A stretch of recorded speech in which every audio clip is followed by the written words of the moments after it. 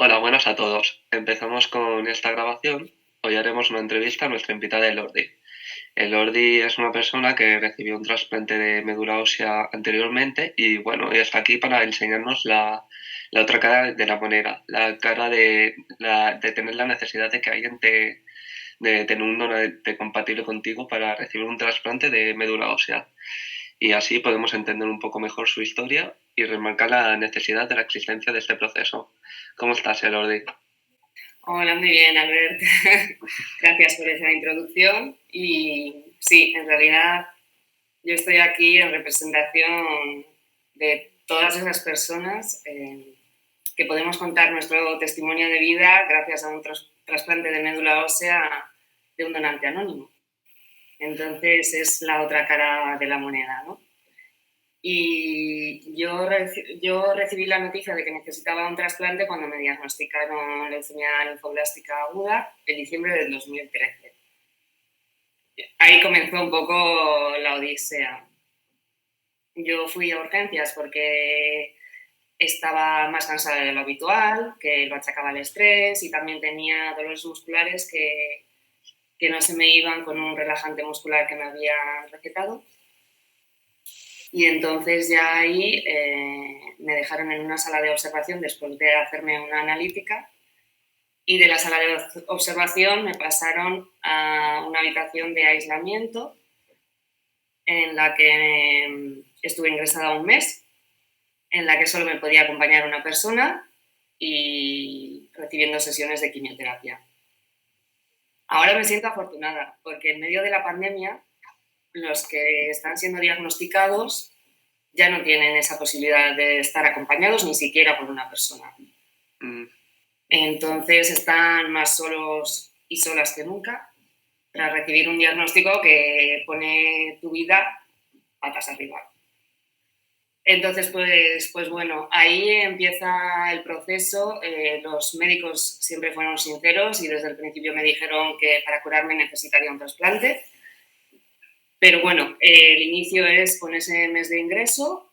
Esa fase se llama fase de inducción y el objetivo es que la leucemia entre en remisión. Después de esa fase empieza la de consolidación. Te dan el alta y entonces tienes ingresos hospitalarios quincenales de 3-4 días en la que te siguen dando sesiones de quimio. Y durante ese proceso ya empezaron a hacer las pruebas de compatibilidad a mi familia. Los donantes idóneos tengo que decir que son los hermanos y hermanas, pero incluso ellos tienen solo un 25% de probabilidades de ser compatibles con el paciente. Y yo solo tengo una hermana y aunque me aferré a ese porcentaje con todas mis ganas, pues un 25% es muy poco. Y mi hermana no era compatible. Y luego a mis padres también les hicieron las pruebas, pero los descartaron como posibles donantes también, porque como os digo, los donantes más idóneos siempre son o hermanos o hermanas. Y entonces la única solución que queda es acudir a este registro internacional, que en España lo creó la Fundación Josep Carreras en 1991, y en ese registro base de datos están todos los donantes inscritos internacionales y ahí buscan esa persona que sin conocerte de nada te puede salvar la vida. Bueno, ¿qué sentiste cuando encontraron un donante idóneo para ti? ¿Cuáles fueron tus sensaciones cuando se pusieron en contacto contigo? Pues cuando me llamaron sentí mucha alegría, pero también mucho miedo. Alegría porque al final es como un pequeño milagro que encuentren un donante, porque a mí me parecía imposible que en el mundo pudieran encontrar a alguien con un código genético igual que el mío cuando en mi familia no había sido posible encontrarlo. Y me parecía un regalazo que apareciera esa persona. En mi caso fue un alemán de 42 años, no sé nada más de él. Y me pareció un gesto muy valiente, me parece que los donantes, el gesto de los donantes es un gesto muy valiente porque al final se convierten en donantes sin conocer a la persona y sin que esa persona signifique nada para ellos. Y yo, desde que supe que existía, pues le empecé a llamar mi superhéroe anónimo, por eso, ¿no? Precisamente porque creo que es un paso muy valiente. Pero también he dicho miedo. Y miedo y vértigo, ¿no? Diría yo. Porque ya habían terminado mis sesiones de quimio, me estaba recuperando, la leucemia estaba en remisión completa y yo no entendía por qué, si ya no tenía leucemia, necesitaba un trasplante. Me daba mucho miedo volver al hospital, estar ingresada otra vez en una habitación de aislamiento otro mes.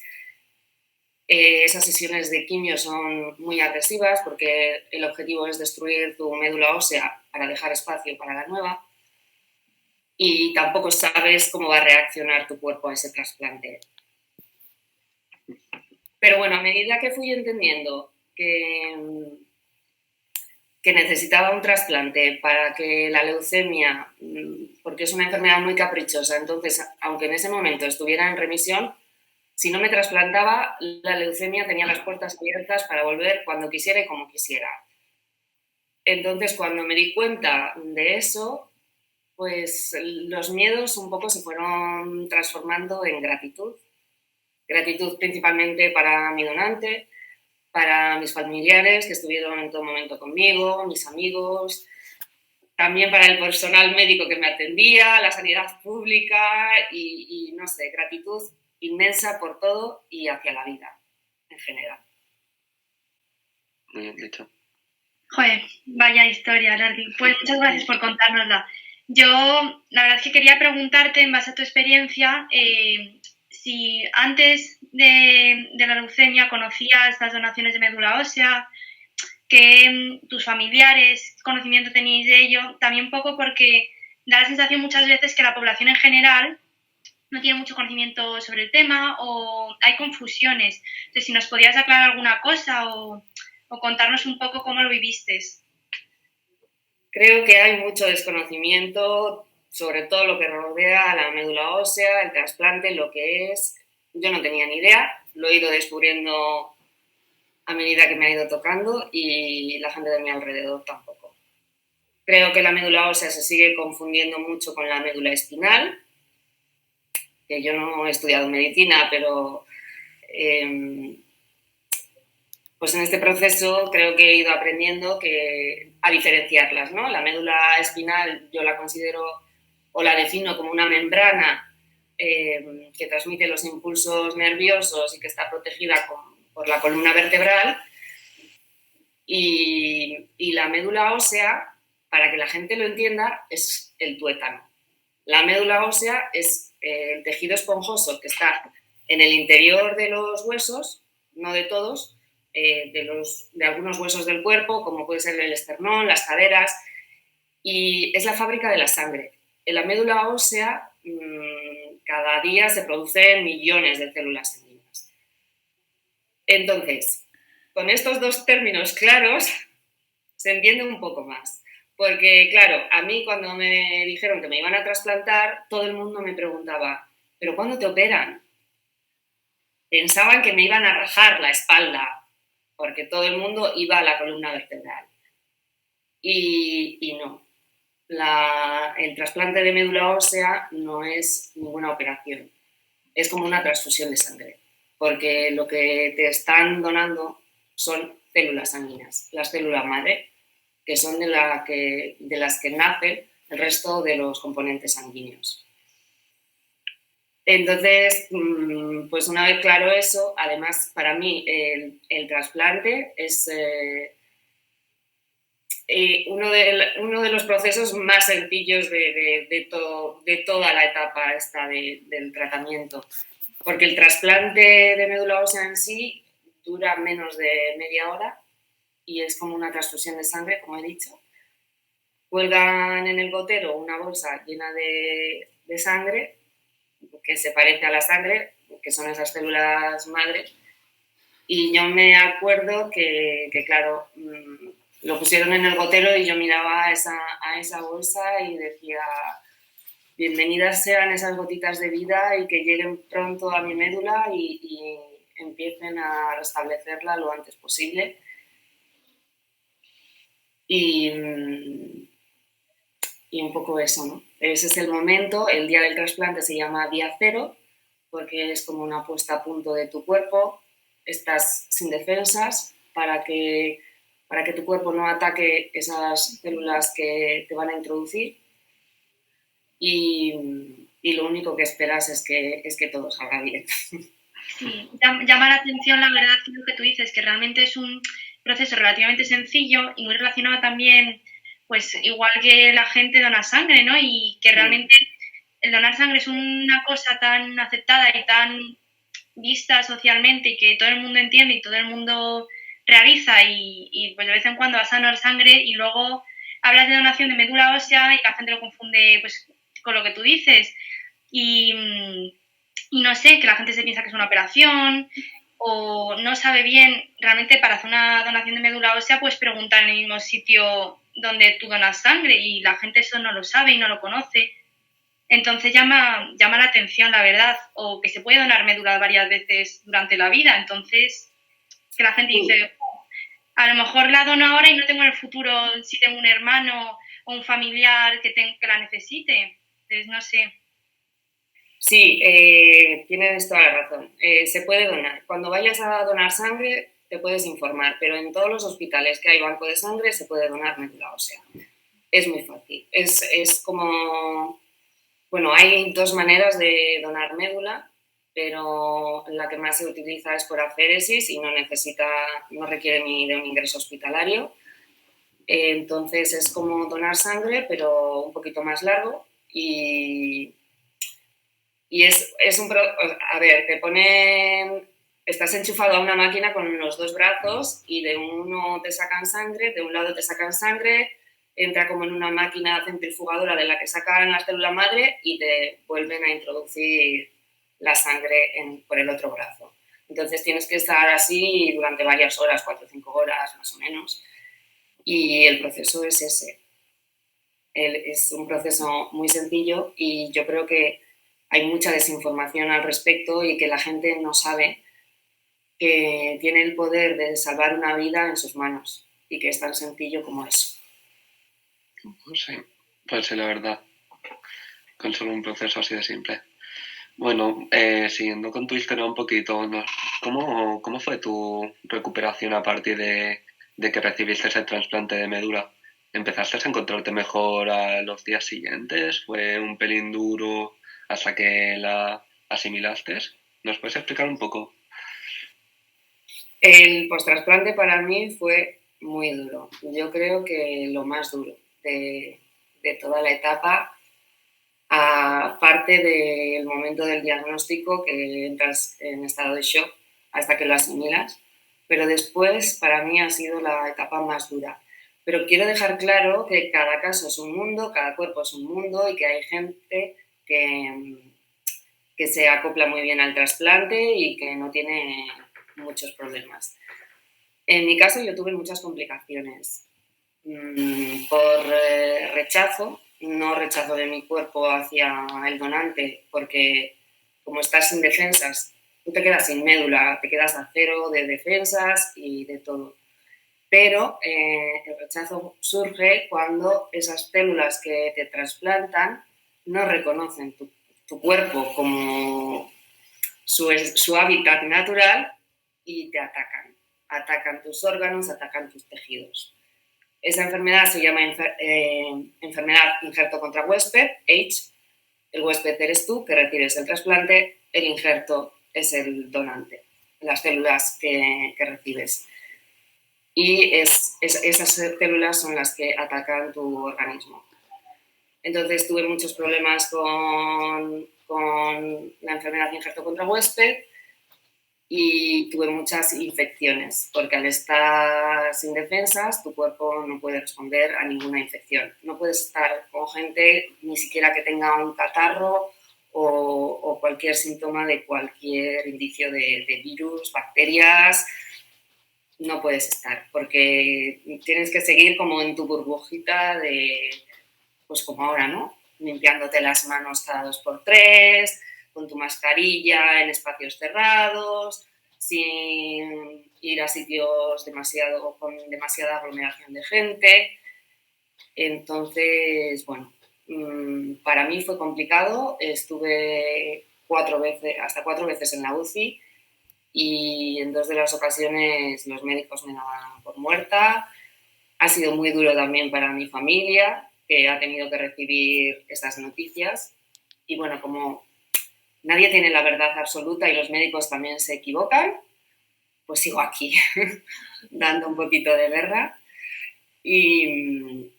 Y creo que por muy difíciles que se pongan las cosas, hay que seguir luchando porque siempre hay esperanza y al final la actitud con la que te enfrentes a estas enfermedades siempre cuenta.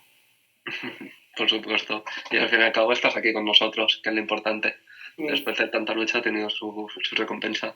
Sí. Felicidades. Muchas gracias. Pues sí, Lordi, porque vaya experiencia de vida.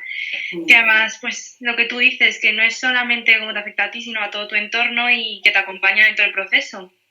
Así que eso, me alegro mucho de que también tuviese un donante y de que todo fuese bien, bueno, con las complicaciones que tuviste, pero que al final resultase bien la donación. Y pues nada, que encontrases, aunque fuese en Alemania, nos has dicho antes que era el donante, sí. Que madre mía, lejos. Que bueno, primero, claro, lo que tú dices, empieza con familiares y luego ya, pues si no hay compatibilidad, se busca pues nacionalmente y luego ya se amplía a una búsqueda internacional. Y pues bueno el registro de donantes es internacional. Se llama REDMO. Entonces, hay distintos registros en el mundo. El que tenemos nosotros lo creó la Fundación Josep Carreras, pero ya es a nivel nacional y ellos hacen la búsqueda desde el principio. A nivel internacional. Internacional, sí. Pues genial. Entonces, lo ideal sería encontrarlo a nivel nacional, pero si no hay, o sea, en la base de datos no se hace la criba nacional e internacional. Se mete tu código genético y el que salga. A veces hay varios, pero luego se hacen distintas pruebas a los donantes para verificar cuál podría tener más compatibilidad y mejor respuesta. Sí, bueno, es que realmente no es sencillo tampoco encontrar una médula compatible, o sea que bueno, que es un proceso también que, joder, qué suerte que pudiese encontrarlo. Y pues nada, es verdad que lo que hablamos antes de que la gente realmente no conoce bien este tema, y bueno, pues ese es el fin de esta entrevista. Si se te ocurría alguna medida o, bueno, en base a tu experiencia, por supuesto, para mejorar esa conciencia social o cómo podríamos difundir el tema o publicitarlo, no sé, para mejorar el conocimiento general.